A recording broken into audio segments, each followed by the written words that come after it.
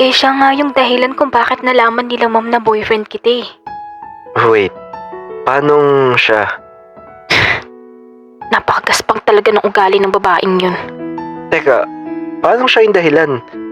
Eh, ang sabi niya pa nga sa akin, siya yung nasasandalan mo nung wala ako eh. Ha? Paano nasasandalan? Kapal mo ng mukha niya. Nagkwento sa akin si Yana na naging close kayong dalawa? Ew, close niya mukha niya. Teka, naguguluhan ako. So, hindi totoo yung sinasabi sa akin ni Yana. Ano ba sinabi sa'yo? Eh sabi niya, sa kanya ka daw nagsasabi tuwing malungkot ka. Binigay mo pa nga number mo sa kanya eh. Ha? Number? Wala akong binibigay na number sa kanya, Jay. Tsaka yung sinasabi niyang siya yung nasasandalan ko noon. Totoo naman. Pero nung una lang yun. Nagkwento kasi ako about sa atin noon. Ang dami niya kasing tanong eh. So, pati ba yung binibisita mo ako sa ospital, alam niya ba yon? Alam ba niya na ako yung binibisita mo sa ospital? Oo. Nakwento ko yun lahat sa kanya. Then, after na nagulat ako, nalaman na lang nila ma'am. Yung pala, si Yana nagsabi sa kanila. Pero kasi may binigay sa akin number si Yana. Ang sabi niya number mo daw eh. Nung tinawagan ko naman, may sumagot. Akala ko nga ikaw na eh. Niwala ka naman. Malamang, baka nang hula lang ng number yun. Eh pati nga phone ko, kinuha nila ma'am eh. Kaya wala akong kontak kahit kanino. Pero paano mo naman nasabing siya yung nagsabi sa parents mo? Sila mismo nagsabi sa akin. Nandun din siya nung pinapagalitan ako nila ma'am. Kapal mo ng mukha niya gumawa ng kwento. Anak nang... Nauto ako nun ah. Bakit? Alam mo bang siya kasama ako maghanap sa'yo? Ha? Nagpunta pa nga kami ng Baguio para hanapin ka dun eh. Ano? Bakit sa Baguio? Anong gagawin ko dun? Siya kasi nagsabi na nandun ka daw. Nag-stalk kami sa IG mo tapos chinek namin kung nasan yung lugar na pinupuntahan mo. Eh nakita namin yung Baguio kaya ayun. Ha? Di mo ba alam niya na nandito ako sa Bulacan? Eh hindi. Bakit? Alam niya yun, Jay. Alam niya nandito ako kasi chismosa yung babaeng yun.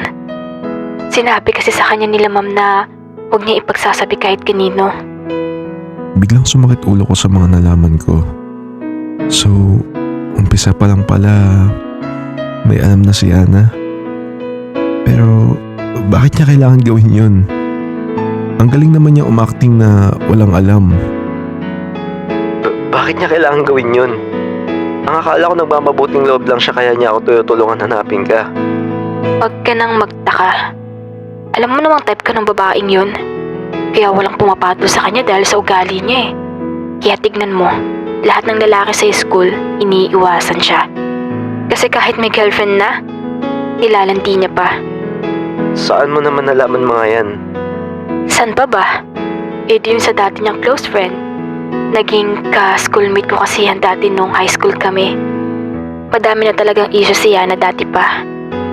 Kahit nga yung mga lalaki doon, pinagkukwentuhan siya eh. Pinagpasapasahan ba naman nila? Bigla ako naputulala kasi biglang nag-flashback sa akin yung mga mabubuting ginawa niya na sa akin. Para kasing hindi niya kaya gawin yun. Ang inosente kasi ng itsura niya. Para bang akala mo anghel na nahulog sa langit eh. So, siya pala talaga masama dito. Kaya ka lang niya tinutulungan kasi gusto niya makuha loob mo. Di ba nga may gusto siya sa'yo? Plano niya talaga yun noon pa. Gusto niya kasi, pag meron ako, meron din siya. Kaya pati ikaw inaahas niya. Akala mo lang na nagmamabuting loob yun pero pag nalaman mo yung totoong ugali nun, baka magulat ka. Hindi lang pala ikaw yung nilalandi nun. Teka, parang nabigla ata ako sa mga nalaman ko. So, lahat pala talaga yung pinapakita niya, peke? Ano pa ba? Kaya nga nagulat ako kasi kasama mo siya eh. Asan nga pala siya? Andun, inaantay niya lang ako. Tara nga, nang masampal ko lang. Kimiko, Joke lang. Gusto ko lang siyang makita. Pinunta namin yung lugar kung nasa nakapark yung kotse ni Yana.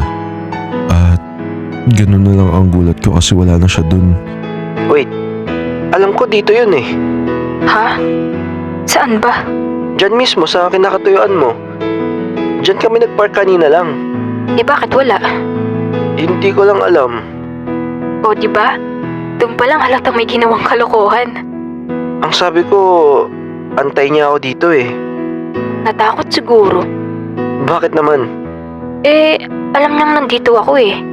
Baka siguro kinabahan kasi makikita mo ako dito. Ah, so umalis talaga siya? Ano pa nga ba? Kabado eh. Takot malaman lahat ng kalokohan niya eh. Akala mo naman magwawagi sa mga gagawin niya. Gintik lang ang walang ganti, huy. Pero, buti nalaman ko din. Bakit? Posible bang magkagusto ka sa kanya? Nahuhulog ka ba sa mga matatamis niyang salita? Baliw hindi. Kinalabutan lang ako nung nalaman ko yung totoo. Salamat ka nakita mo ako. Kung hindi, baka isa ka na sa collection niya.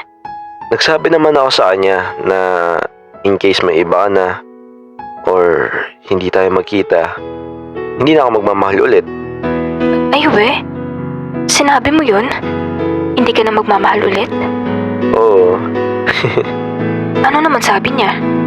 sabi niya huwag daw akong gumaya sa kanya kasi nakita nga daw siya sa pag-ibig nun eh. Ay we, alam niyo pala yung salitang pag-ibig. Dami niya namang puso kung ganun. Dami ng lalaki eh. Eh, yun sabi niya eh. Pero di ba kasama mo siya kanina? Bakit pala hindi siya sumama sa paghahanap sa'yo kanina? Eh di ba nga nagmamabuting loob lang siya?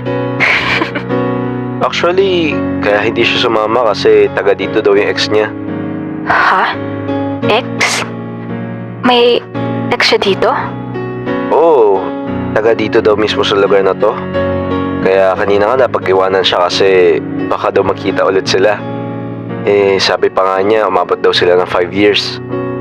Ha? Jay, walang lalaki ang tumatagal sa kanya ng 5 years.